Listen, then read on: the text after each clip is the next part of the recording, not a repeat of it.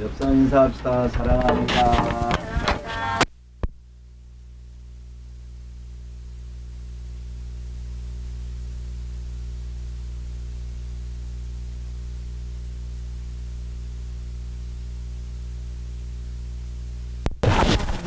아이고.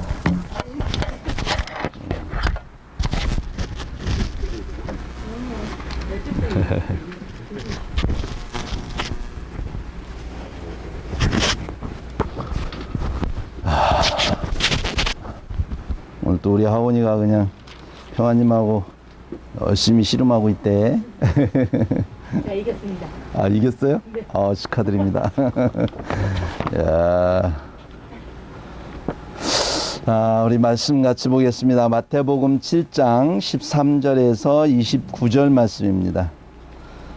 마태복음 7장 13절에서 29절 말씀 같이 교독하도록 하겠습니다. 마태복음 7장 13절부터 제가 먼저 읽겠습니다. 좁은 문으로 들어가라. 멸망으로 인도하는 문은 크고 그 길이 넓어 그리로 들어가는 자가 많고 생명으로 인도하는 것은 좁고 길이 협착하여 찾는 자가 적으리라. 거짓 선지자들의 삼가라. 양의 옷을 입고 너에게 나아오나 속에는 노략질하는 일이라. 그들의 열매로 그들을 알지니 가시나무에서 포도를 또는 엉겅퀴에서 무화과를 따겠느냐. 이와 같이 좋은 나무마다 아름다운 열매를 맺고 못된 나무가 나쁜 열매를 맺나니 좋은 나무가 나쁜 열매를 맺을 수 없고 못된 나무가 아름다운 열매를 맺을 수 없느니라. 아름다운 열매를 맺지 아니하는 나무마다 찍혀 불에 던져지느니라. 이러므로 그들의 열매로 그들을 알리라.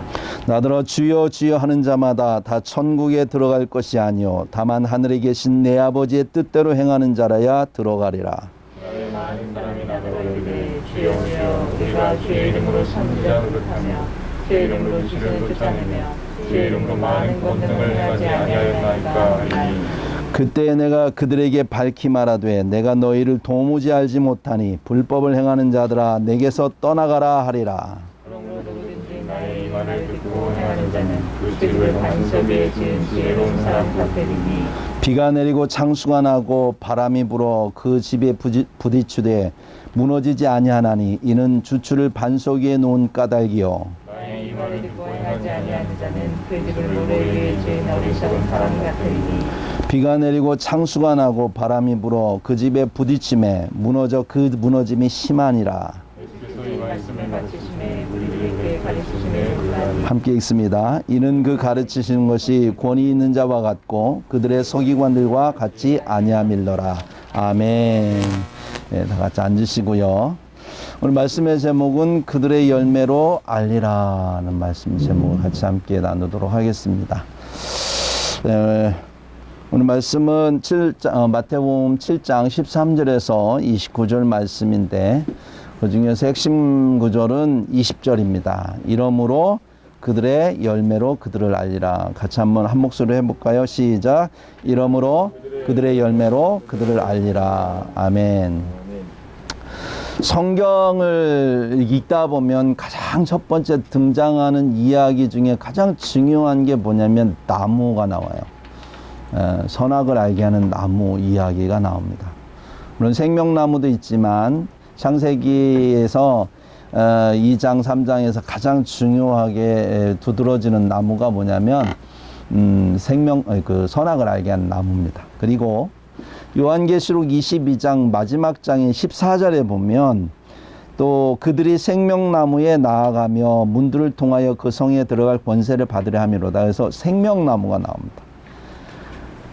그러고 보면 이 성경이요 나무로 시작해서 나무로 끝나는 것을 알 수가 있어요.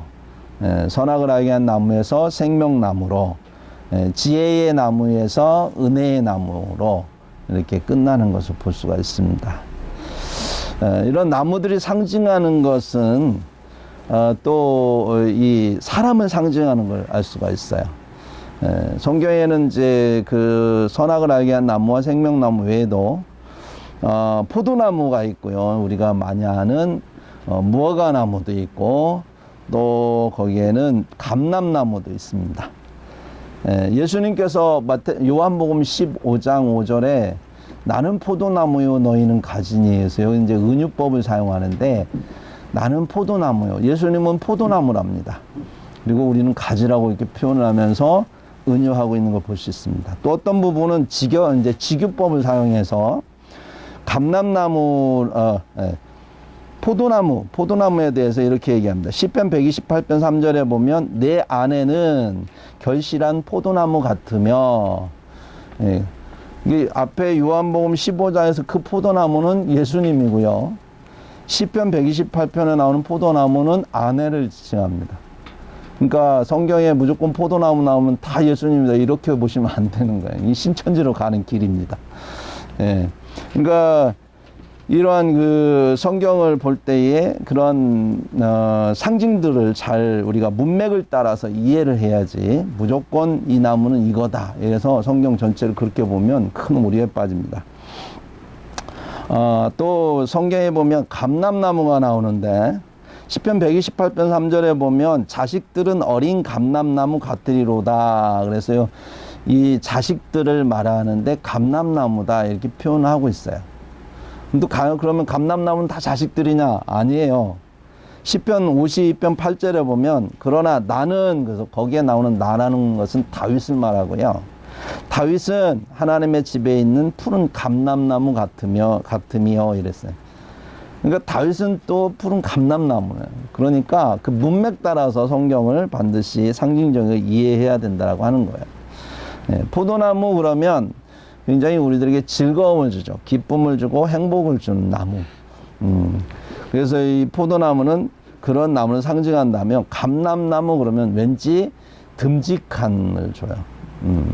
이 감람나무는 굉장히 큽니다. 그래서 그 감람나무를 베어다가 집을 지죠. 기둥을 딱 들보를 만들고 하는데 써요. 그러니까 감람나무 하면 생각하는 사람들이 이 나무는 굉장히 듬직한 기둥 같은 그런 사람이다. 이렇게 이해를 하는 거죠.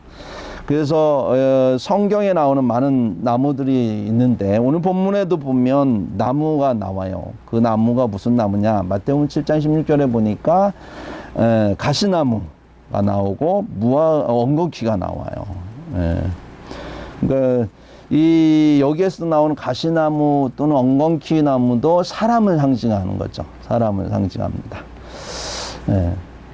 근데 그 가시나무에서 포도를 얻을 수 있느냐, 너 엉겅퀴에서 무화과를 딸 수 있겠느냐, 이렇게 주님께서 말씀하세요. 주님께서 우리 사람들에게 얻고 싶은 게 뭐예요? 포도와 또는 무화과 같은 과일을 얻고 싶은 거예요. 그러니까 사람은 열매를 맺혀야 될 그런 과일나무와 같다라고 하는 것입니다. 그래서 과일나무 사명이 뭐야? 과일을 맺혀야 되는 거예요. 부흥성이 맺혀야 되는 거예요. 제가 어렸을 때 포도나무를 하나 뒷간에다가 심어놨는데 이게 포도가 잘 열리더라고요. 그래서 제가 새 쫓으러 옛날에 이렇게 벼가 뉘어뉘어 익으면 새를 쫓으러 이제 갈 때 포도 한 송이씩 따갖고 갔어요. 만약에 포도나무가 안 열렸다면 제가 갖다 찍어갖고 버렸겠죠. 포도나무는 어디다 쓸 데가 없어요. 열매 맺지 않으면.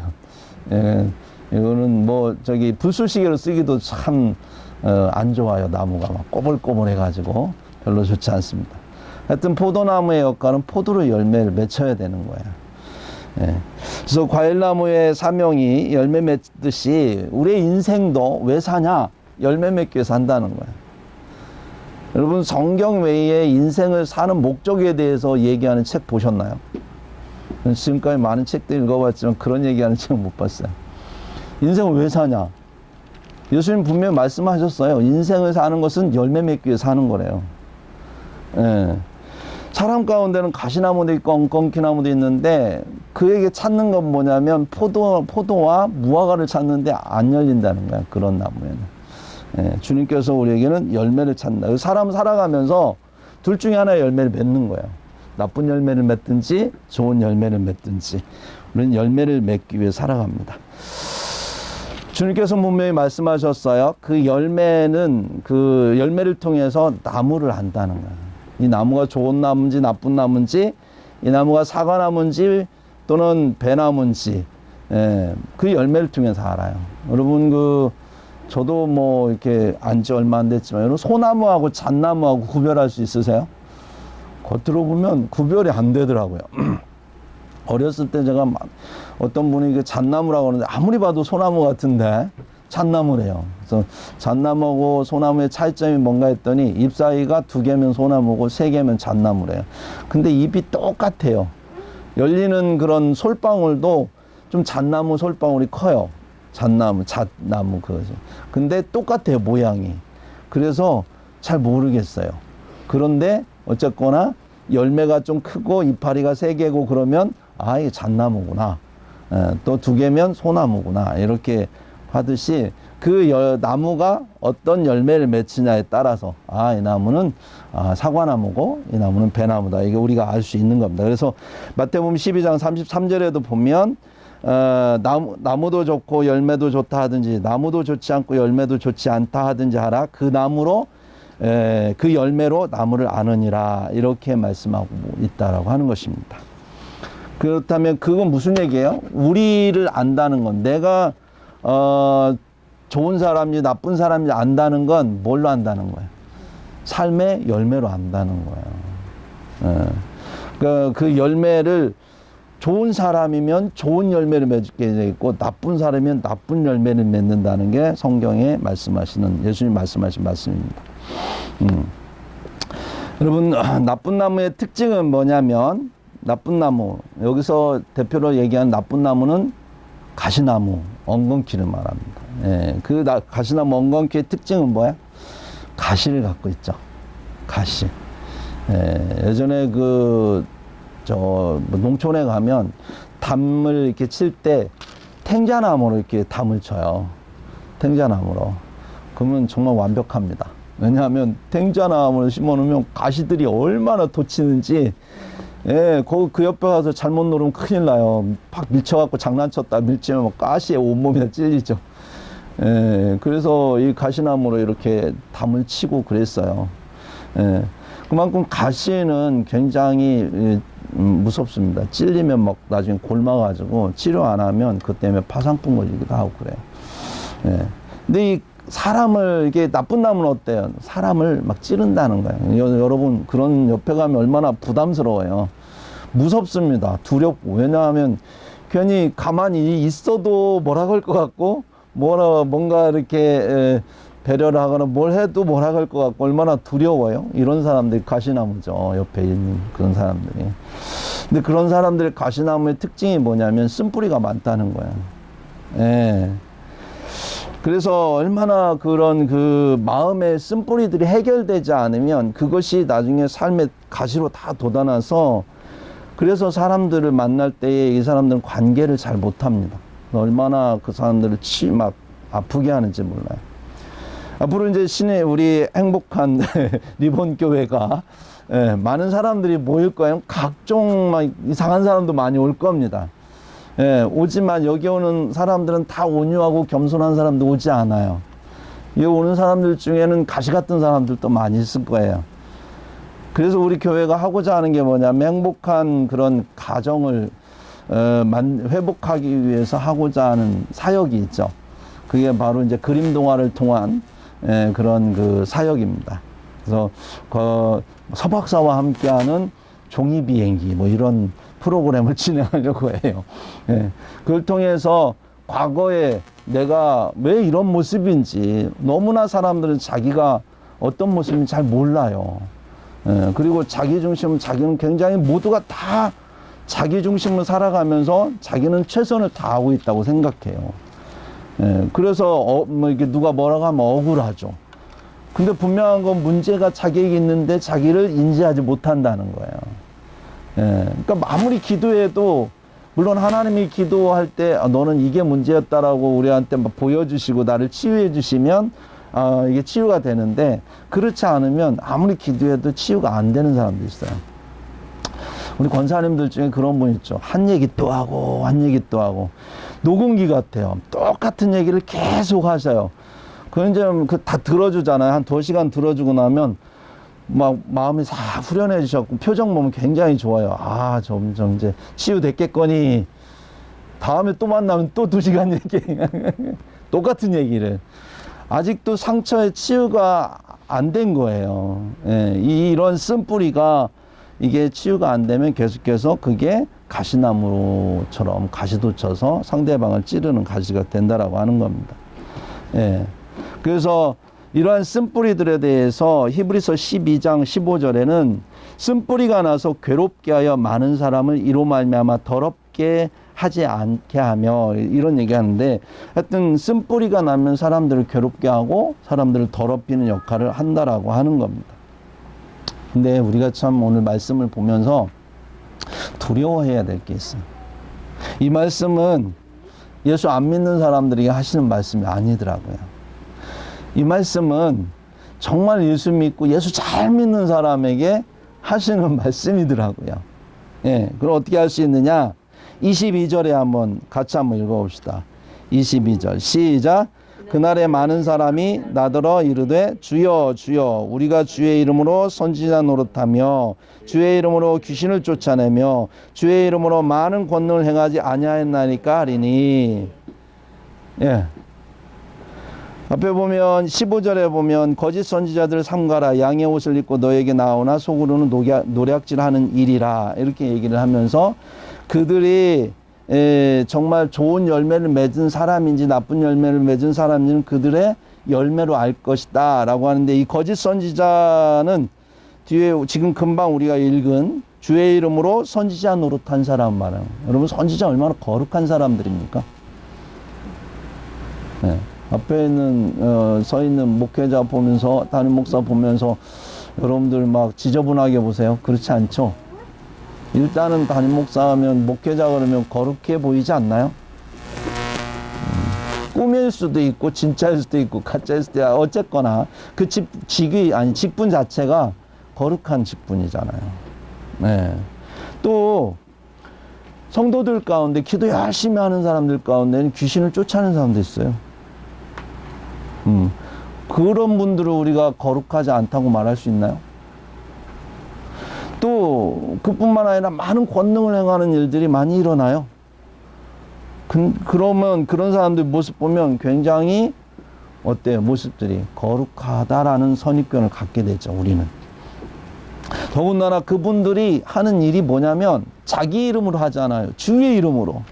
주여 기도하면서 나사렛 예수 그리스도의 이름으로 명하노니 귀신아 떠나가라 뭐 이런 귀신이 또는 떠나가잖아요. 얼마나 그렇게 해요. 예. 그러한 일을 했음에도 불구하고 주님이 뭐라고 하시냐면 23절에 보니까 도무지 내가 너희를 도무지 알지 못하니 불법을 행하는 자들아 내게서 떠나가라 이렇게 말씀하신대요. 아니 예수님을 안 믿는 사람이고 예수 이름으로 그런 역할을 그런 어떤 능력을 행하지 않은 사람이고 예수 이름으로 선지자로서 하지 않은 사람이라면 당연히 그런 말 들어도 우리가 인정하지만 이거는 정말 누가 봐도 예수 잘 믿는 사람이고 누가 봐도 이 사람은 정말 거룩한 사람이에요. 그리고 주님이 인정한 것 같대요. 왜? 정말 그 일이 벌어지잖아요. 예수의 이름을 명했는데 그 일이 벌어지니까 그분이 주님이 저분이 인정하셨구나. 그러니까 그 일이 벌어지는 거죠. 우리는 그렇게 생각한다는 거예요. 그런데도 불구하고 그런 사람들의 열매를 보면 가짜인지 진짜인지 안다라고. 무슨 열매일까요, 도대체? 무슨 열매일까? 무엇이 이 사람들에게 불법이라고 예수님은 말씀하실까요? 느닷없이 불법을 행하는 자들 이렇게 말씀하시는데 24절에 보면 그 이유가 나와요. 같이 한번 읽어봐요. 24절 시작. 그러므로 누구든지 나의 이 말을 듣고 행하는 자는 그 집을 반석 위에 지은 지혜로운 사람 같으리니. 불법을 행하는 자들아 내게 떠나가라 하시고 말씀하시기를 누구든지 나의 이 말을 듣고 행하는 자라고 하는 거예요. 그러면 불법을 행하는 사람들은 어떤 사람들이라는 거예요? 나의 이 말을 듣고 행하지 아니한 자라고 하는 거예요. 그죠? 나의 이 말이 뭘까요? 나의 이 말? 마태복음 5장부터 쭉 지금까지 말씀했던 산상수훈의 이야기. 주님 설교하신 대로. 그게 바로 주님께서 하신 말씀입니다. 그 말씀을 듣고 준행하는 자는 합한 그런 합법을 행한 자고 그 말씀을 듣고 행하지 않은 자는 불법을 행한 자라고 하는 거예요. 아무리 그 사람이 선지자 노릇을 하고 아무리 그 사람이 귀신을 쫓아내고 아무리 많은 능력을 행해도 이 예수님이 말씀하신 그 말씀대로 행하지 아니하면 그 사람은 불법을 행하는 자다라고 하는 겁니다. 무섭지 않으세요? 예수님이 산상수훈에 쭉 하신 말씀이 뭐예요? 요약하면 이웃사랑, 하나님 사랑, 원수 사랑. 사랑입니다. 사랑하라는 거예요. 사랑. 근데 사랑하는 방법은 어떻게 사랑하냐? 이웃은 형제는 어떻게 사랑하냐? 미워하지 말래요. 제발 미워하고 욕하고 그 사람 업신여기지 말래요. 존중해 주래요, 형제를. 꼭 살인해야, 겉으로 살인해야 내 말은 이렇게 지키는 게 아니라 우리 이렇게 존중해 줘야 돼요. 약하고 좀 못생기고 뭐 어쨌건 상관없이 그분이 하나님의 형상이라는 것 자체로 인정해 주고 존중해 주는 것. 자매를 볼 때 어떻게 봐야 된다고요? 음욕을 품지 말고 보라는 거예요. 그 다음에 이웃을 바라볼 때는 거짓 맹세하지 말고 속이지 말고 진실하게 대하라는 거예요. 심지어 원수까지 사랑해야 되는데 적극적으로 사랑하라는 거예요. 그러기 위해서 기도하고 또 그가 오리를 가자 하면 심리를 가지고 그가 겉옷을 달라 하면 속옷을 주고 그가 꿔달라 하면 거절하지 마요. 정말 우리가 이 말씀을 들을 때에 정말 그죠? 두렵지 않으세요?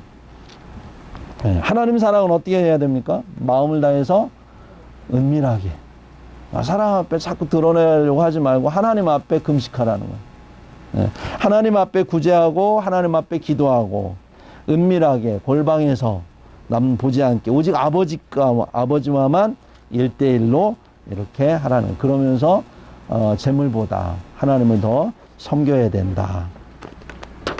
그게 그의 나라와 그의 의를 구하는 태도로 살아가는 거다. 마지막에 그러면서 결론적으로 하신 말씀이 뭐라고 그래요? 무엇이든지 남에게 대접을 받고자 하는 대로 너희도 남을 대접하라. 서로 역지사지하면서 그러면서 내가 해야 될 것이 무엇인지 깨달으라는 거예요. 너 비판받고 싶지 않으면 비판하지 말라는 거죠.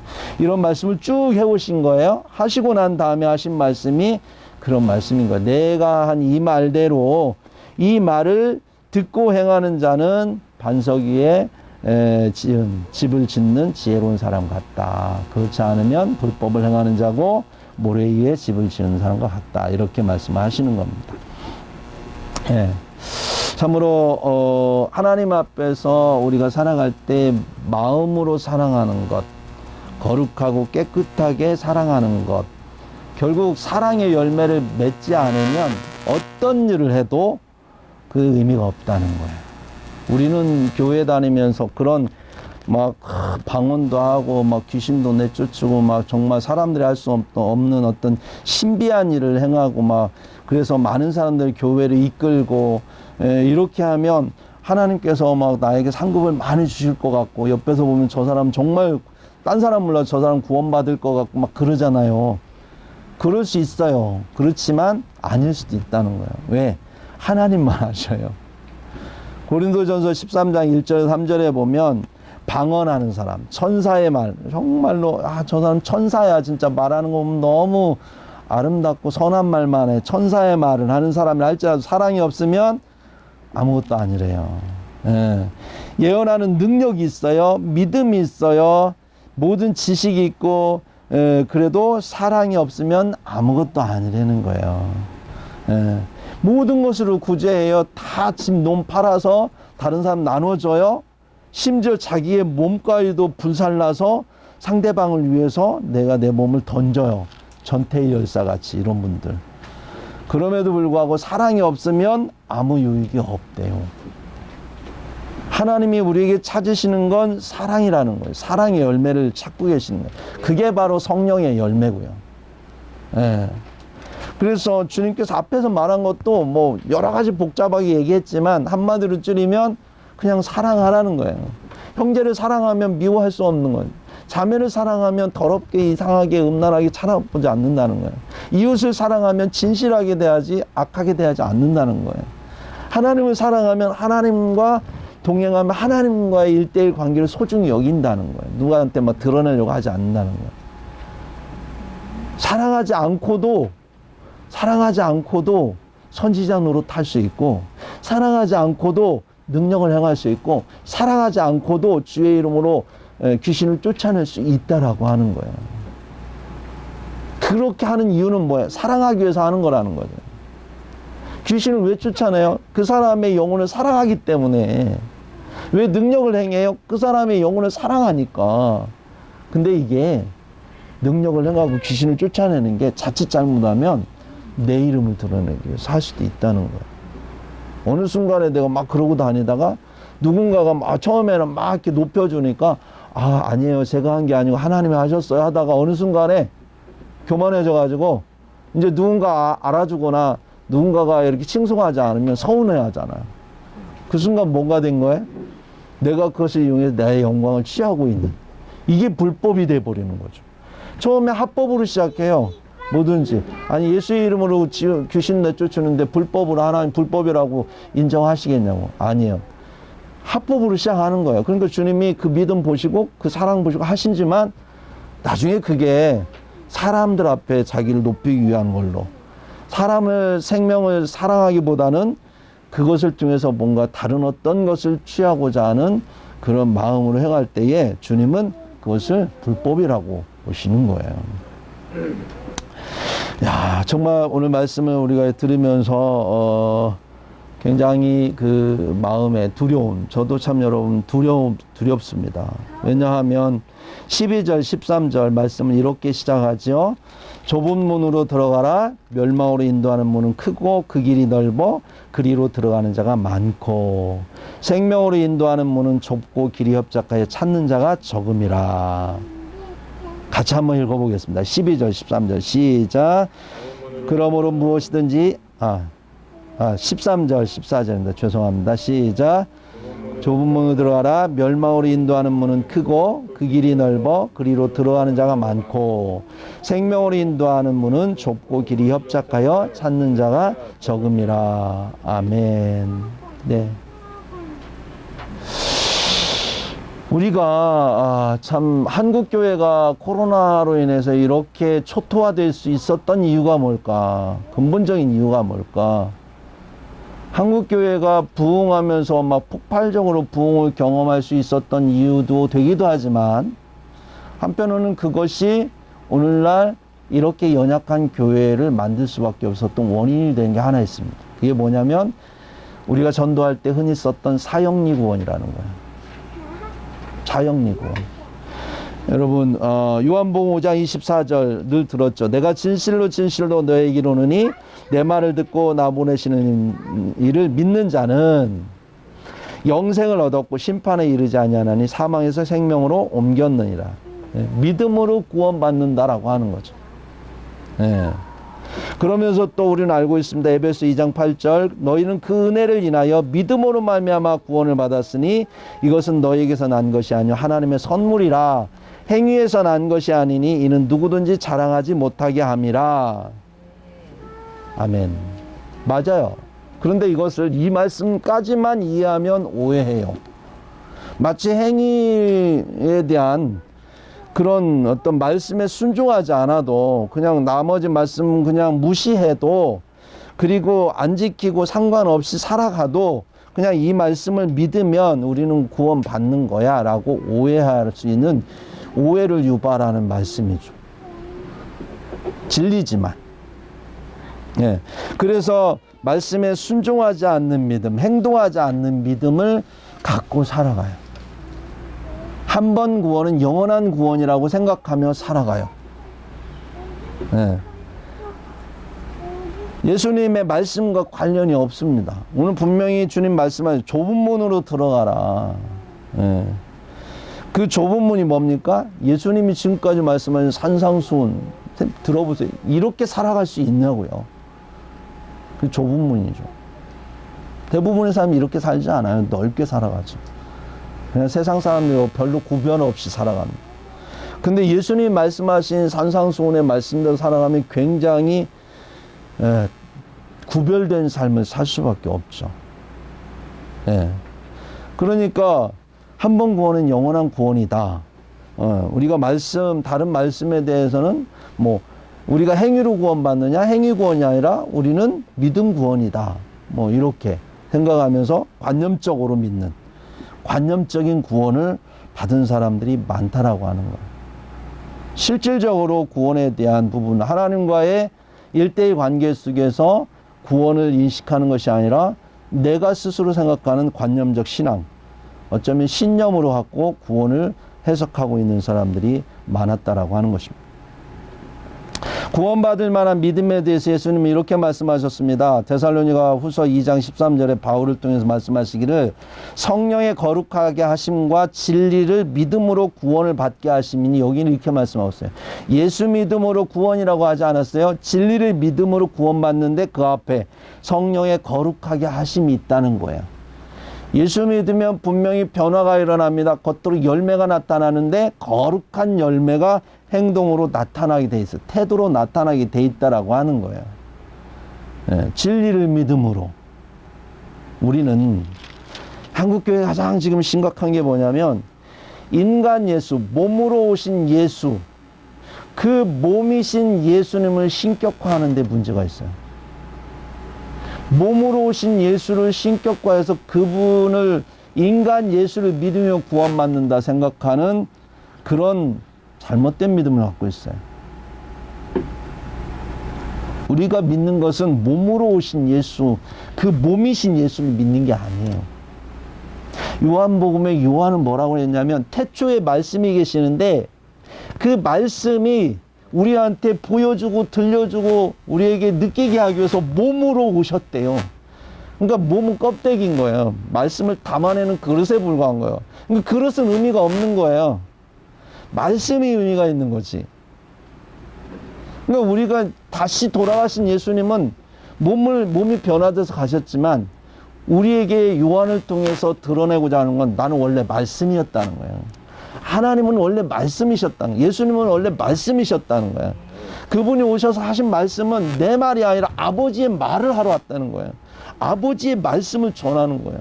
우리가 믿는 것은 그 인간, 몸이신 인간 예수를 믿는 게 아니라 그 예수님으로 오신 그 말씀을 믿는 거예요. 그게 진리거든요. 그래서 나는 곧 진리요 길이요 진리요 생명이다. 우리는 예수님을 믿을 때 진리를 믿는 거예요. 그래서 예수님의 형상을 만드는 걸 주님은 허락지 않으세요. 교회에는 그래서 예수님의 어떤 형상을 만들지 않아요. 천주교는 막 예수님 형상 만들어 놓잖아요. 교회는 그렇지 않아요. 왜요? 몸인 예수가 우리의 신격화돼서는 안 돼요. 그러면 부처나 예수님이나 똑같아요. 아니요. 예수님은 말씀이세요. 천지를 창조하신 말씀 자체이신 거예요. 그래서 우리가 믿어야 될 건 말씀이고 그분이 이 땅에 몸을 입고 오셔서 하셨던 그 말씀을 믿는 거지 그 몸을 믿는 게 아니라는 거예요. 지금 이 구분 잘 하셔야 돼. 한국교회가 지금 문제가 그거거든요. 그분이 십자가에 달리셨다. 그분을 신뢰하면 우리가 구원받는다. 그분이 하신 일을 믿는 거예요.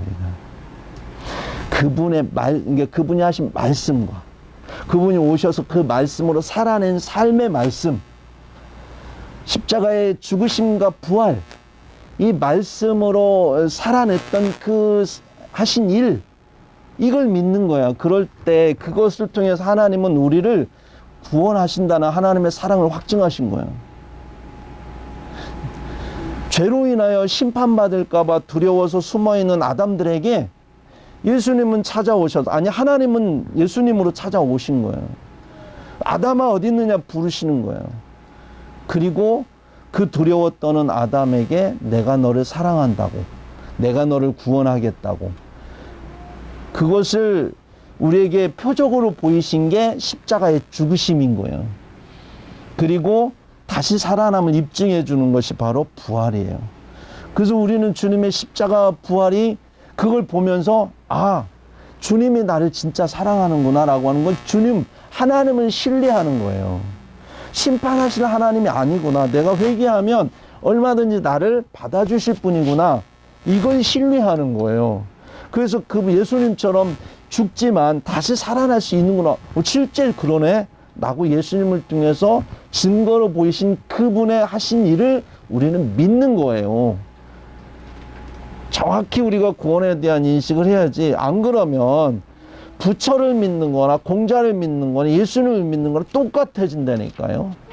지금 그것 때문에 사람들이 말씀에 대해서 믿는다면 여러분 이 코로나 시대에 이렇게 하면 안 되죠. 그분이 나를 위해 십자가에 돌아가신 걸 믿습니다. 이걸로 끝난다면 이렇게 하면 안 되는 거예요. 주님이 그거 하나만 하러 오셨다면 주님 오셔서 그냥 아기로 오실 필요도 없어. 그냥 30대 건장한 청년으로 오셔가지고 어느 날 갑자기 나타나셔가지고 내가 너희를 위해서 죽노라 하면서 십자가에 딱 지시고 이거를 믿으면 내가 너를 구원한다는 걸 믿으면 내가 너 구원해 줄게. 그 한 가지만 하시면 돼요. 십자가 돌아가셨다가 부활만 하면 되는 거예요. 그죠? 근데 주님 오셔서 굳이 왜 33년을 사셨고 3년 반 동안 제자들과 함께 수많은 말씀을 우리에게 하시면서 내가 하는 말은 내 말이 아니고 아버지의 말씀이라고 하셨느냐라고 하는 거예요. 네. 예수님의 말씀, 그 말씀을 통해서 구약에 하셨던 그 하나님의 율법, 선지자를 통해 하셨던 말씀을 내가 폐하러 온 게 아니고 내가 다시 말하는데 마지막 때 내가 아들로서 다시 말하는데 내가 이 율법을 완성시키러 왔다. 어디에? 우리 마음 가운데. 내가 완성시켰으니까 너희들 할 일이 하나도 없다. 이 얘기가 아니에요. 착각하지 마세요.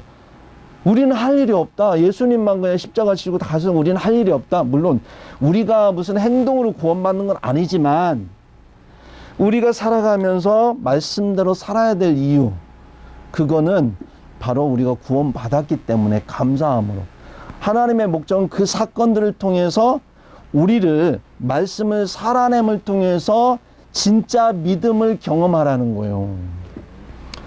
내가 우리 신목사님을 사랑하고 믿습니다.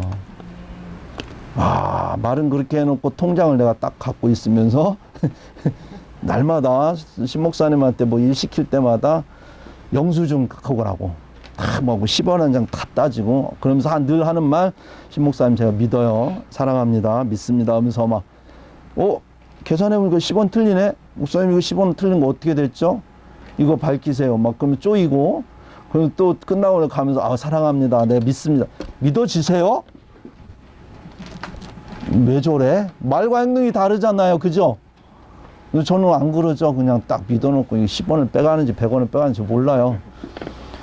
저한테 뭐 보고해도 제가 막 따지지 않아요. 그냥 뭐 믿거니 하고.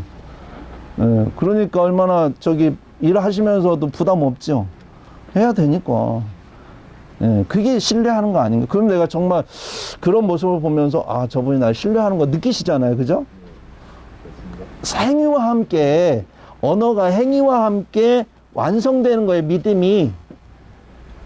내가 예수 믿는다면 행위와 함께 완성돼야 되는 거예요. 내가 머리로만 예수 믿는 게 아니라니까. 지금 정말 예배자로서 예수 믿는다면 비대면 예배가 진짜 예배라면 혼자 여기 예배 나와서 못한다면 저 공원에서라도 혼자라도 자기가 찬양하면서 진짜 성경 보면서 기도하면서 예배하는 자가 진짜 예배자 아니냐고. 코로나 때문에 교회 못 나온다면. 안 그래요? 난 그렇게 생각해요.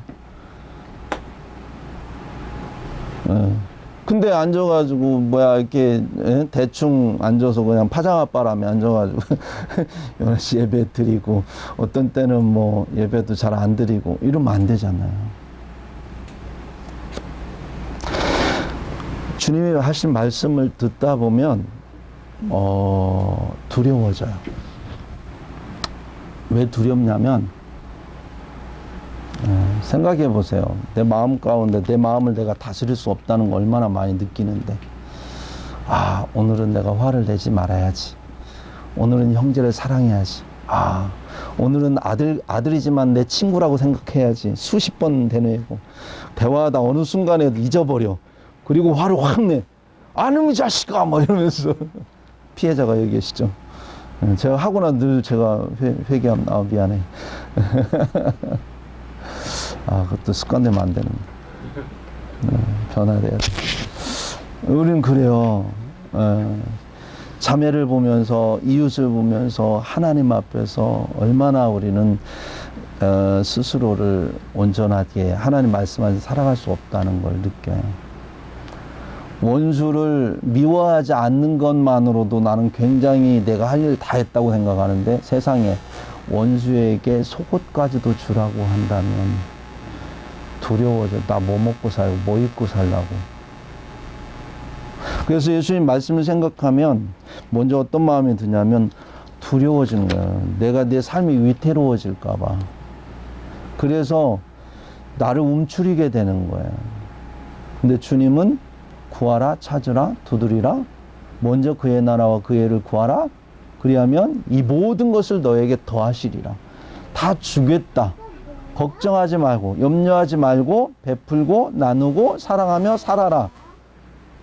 이렇게 말씀을 좀 하신 건데, 그러려면 내 안에 그걸 거부하고 있는 나 자신, 그걸 두려워하고 있는 나 자신을 내려놓지 않으면 이 말씀을 행할 수가 없는 거예요. 여러분, 이 말씀 들으면서 내려놓기를 작정하신다면 그게 믿음이거든요. 정말로 내가 물속에 법궤를 들고 요단강을 들어간다는 거는 죽을 각오를 하고 들어가야 되는 거예요. 홍해를 건널 때는 주님이 쫙 열어놓고 건너라고 했지만, 요단강을 건널 때는 들어가는 만큼만 물이 줄어들었어요. 믿음 없이는 들어갈 수 없는 거예요. 이만큼 들어갔는데도 물이 안 줄어. 이만큼 들어갔는데도 안 줄어. 쭉 들어갈 만하니까 다시 줄어. 이만큼 쭉 들어갈 만하니까 줄어. 예? 중간쯤 섰는데 이제 이게 쫙 줄어가고 있는 거예요. 그러기까지 얼마나 믿음이 필요하냐고요. 나를 내려놓는 믿음, 말씀을 의지하는 믿음이 없이는 정말로 나는 그렇게 요단강을 들어갈 수 없는 것처럼, 우리의 삶 가운데에서 주님은 우리에게 그러한 믿음을 요구하시는 거예요. 믿음은 행함과 함께 일합니다. 야고보서 2장 22절에 보니까 내가 보거니와 믿음이 그의 행함과 함께 일하고 행함으로 믿음이 온전하게 된다라고 하는 거예요. 믿음을 확증해야 됩니다. 내가 진짜 믿음이 있는지. 그거는요, 내가 말씀에 순종함으로써 내 안에 믿음이 확증이 돼요. 순종하지 않고 막 내가 예수 믿고 있다. 어떤 때는 헷갈려요. 헷갈릴 때 많아요. 진짠가 가짠가. 근데 내가 순종하고 나면, 그래서 하나님이 나와 함께 하신다는 걸 경험하고 나면 그만큼 믿음이 성장하는 거예요. 그래서 행함으로 믿음이 온전하게 된다는 것을 우리가 알 수 있습니다. 두려워할 수밖에 없는 것은 오늘 13절에 보니까 멸망으로 인도하는 문은 크고 그 길이 넓어 그리로 들어가는 자가 많고. 그러니까 22절에 뭐냐면 그날이 어떤 날입니까? 심판날이죠. 그죠? 심판날에 많은 사람이 나더러 이르되, 넓고 크고 넓은 문으로 들어간 사람이 많다라고 얘기했는데, 그러면 그렇게 경고하셨어요. 그래놓고 마지막 때 가서 말씀하시는데 그날에 많은 사람이 나더러 이른대요. 근데 그 이르는 사람들의 내용을 들어보니까 예수와 전혀 관계없던 사람이 아니더라는 것이 문제예요. 예수님과 너무 밀접했던 사람들이에요. 선지자 노릇을 했던 사람들. 주의 이름으로 선지자 노릇하고, 주의 이름으로 귀신을 쫓아내고, 주의 이름으로 많은 권능을 막 계속 주의 이름으로 막 얘기하는 거예요. 그만큼 주님은 우리에게 경고하시고 있는 걸 알 수가 있죠. 오늘날 이 시대를 우리가 바라봅시다. 이 코로나 시대에 한국교회 성도들, 우리를 포함한 우리의 모습들을 돌아봅시다. 우리는 지금 비대면 예배 왜 사람들이 들으느냐, 그거에 대해서 이슈가 뭐였습니까? 우리가 기독교인으로서 저 사람들에게 이웃을 위해서 살아야 됩니다. 그러기 위해서는 우리가 예배를, 비대면 예배를 통해 저들에게 위화감을 주지 말고, 교회가 행여나 그걸 통해서 코로나가 확산되는 것을 막게 하기 위해서 그게 바로 이웃 사랑하는 것이고 그게 예수님이 우리에게 말씀하신 겁니다. 근데 이런 어떤 논리를 가지고 우리는 비대면 예배를 시작을 했어요. 네. 그런데 여러분, 하나님 사랑이 먼저입니까? 이웃 사랑이 먼저입니까? 하나님 사랑이 먼저죠.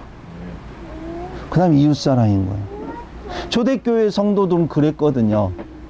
그 초대교회 성도들이 죽은 이유가 뭐냐면 이웃에게 위해를 가해서 죽은 게 아니에요. 그렇죠? 예수님 전했다고, 하나님 사랑했다고 죽은 거예요. 오히려 초대교회 때 그 로마의 핍박 속에서 사람들이 희망을 얻을 수 있었던 게 뭐냐면 교회 오니까 예수 믿는다고 성령이 충만한 사람들이 자기 것 가져와서 자기 것이라고 주장하지 않아서 막 나눠주는 거예요. 가난하고 힘든 사람들에게. 날마다 막 그런 과부들, 고아들에게 막 나눠주고 하니까 얼마나 세상에서 그런 일이 없는데 교회는 그런 일이 일어나는 거야. 그러니 얼마나 교회가 희망이에요. 세상에 빛이고 희망이잖아요. 왜 그런데 그 사람들을 핍박해서 그 사람들을 죽이냐고요. 뭔 잘못했는데. 그들이 한 가지 잘못한 건, 세상 사람들이 볼 때 잘못해 보이는 건 뭐였냐면 하나님을 사랑했다는 이유예요.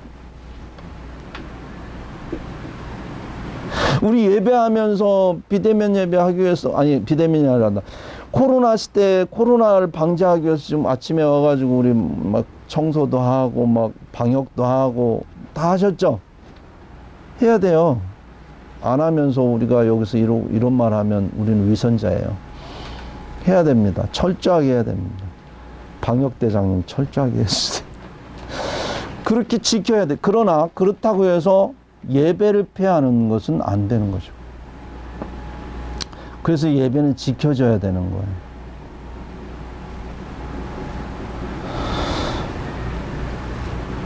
오늘날 어쩌다 보니까 사람들이 진짜 예수 믿은 사람일까? 하나님에 대한 사랑의 열망이 있나요?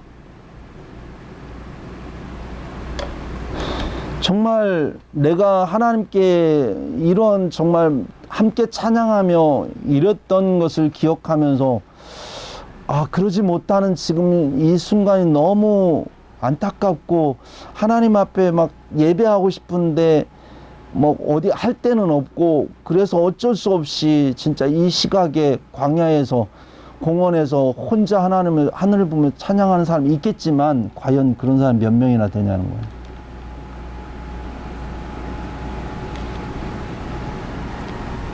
어쩌면 이 시대에 눈치 보는 신앙을 가진 사람 더 많지 않아요? 눈치 보는 신앙. 그게 믿음 있는 신앙일까?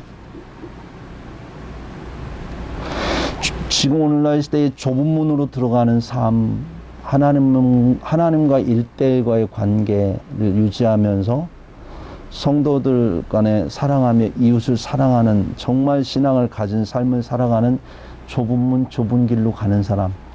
그 길은 협착하고 너무나 좁아서 가기에 너무 힘든 길이지만 기꺼이 믿음으로 그 길을 가는 사람을 주님은 찾고 계셔요. 마지막 때 가면 주님께서 이렇게 말씀하십니다. 마태복음 24장 12절에 불법이 성함으로, 여기서 말하는 불법은 뭘까요? 하나님의 말씀의 법이죠. 그 법에서 순종하지 않는 것을 말하는 거죠. 많은 사람의 사랑이 식어지리라. 네. 마지막 때 가면 문이 좁고 길이 협착해서 신앙생활하기 굉장히 힘듭니다. 그러나 분명한 것은 생명으로 인도하는 길이다라고 하는 것을 우리가 믿어야 합니다. 주님 안에서 살아가는 삶, 예수님께서 지금까지 마태복음 5장에서 7장까지 말씀하신 그 산상수훈의 삶은 십자가의 길을 가지 않고는 갈 수 없는 길이에요. 그 길은 정말 나 자신을 부인하지 않으면 갈 수 없는 길입니다. 그러나 그 길을 우리가 갈 수만 있다면 그건 생명의 길이고, 이런 사람을 주님은 하나님 나라에 들이시고 이런 사람들이 열매가 있다라고 주님은 인정하시는 겁니다. 예수 믿는 사람들에겐 반드시 사랑의 열매가 드러나야 돼. 그러지 않고 나 예수 믿네 하는데 열매가 없다. 열매는 보이는 거거든요. 보이지 않는 게 아니에요. 보이는 거예요.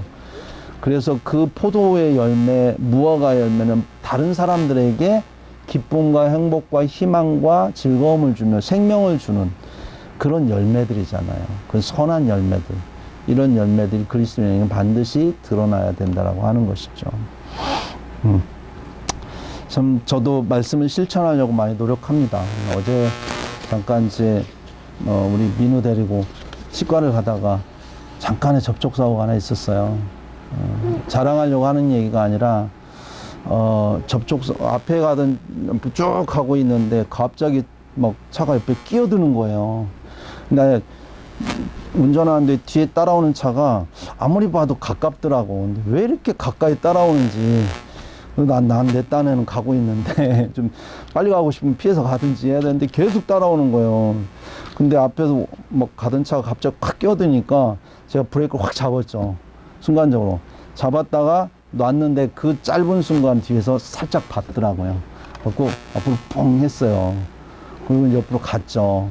갔더니 그분이 딱 나오는데 보니까 한 20대 후반쯤 되는 청년인데 굉장히 당황을 한 것 같아요. 근데 처음에는 뭐 안 받은 것 같은데 뭐 이렇게 얘기를 하는 거예요. 그래서 일단 확인해 봅시다. 제가 얘기를 했죠. 그랬더니 안 받은 것 같은데 뭐 이제 제 차도 이제 뒤에 보니까 옛날에 흠집인지 지금 난 건지 모르겠는데 흠집이 있었고 그 앞에 그 뒷차도 범퍼에 약간 이렇게 표시가 있었어요. 이게 저는 그냥 그 상황을 서로 인지하고 그냥 저는 제 마음에는 보내드리려고 했어요. 근데 극구 자기가 안 받았다고 부인을 하니까 괘씸하잖아요. 그래서 일단은 확인을 해봅시다 하고 이제 민우하고 같이 저기로 블랙박스 확인했죠. 당연히 받았죠. 그랬더니 그분이 하신 말씀이 이제 인정하잖아요. 그러니까 이걸 보험회사 부를 거냐 그래서 부르지 말라고. 그러면서 그냥 흠도 없고 뭐 이 정도 괜찮으니까 그냥 가시라고. 그냥 또 보내면 안 되잖아 내가. 그래서 내가 그랬죠. 예수 믿으시냐고 교회 다니시냐고 했더니 좀 딱 표정 보니까 안 믿는 것 같아. 그래서 제가 예수 믿으시라고 또 제가 목사라고 얘기를 하면서 보내드렸어요. 보내고 나서 참 마음이 뿌듯하고 감사하더라고. 하나님 앞에서.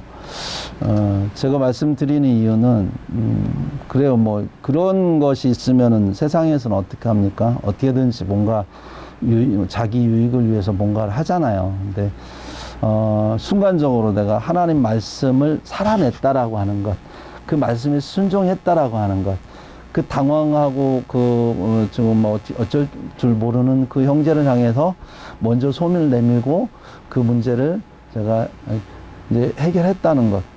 그래도 안 믿어지는 점 막 자꾸 저한테 명함 달라고 자기 명함 주고. 왜냐면 그렇게 해놓고 가버리면 나중에 뺑소니라고 또 이렇게 하면 곤란해지잖아요. 그래서 내가 안 그랬다고 거짓말하면 어떡할 거야.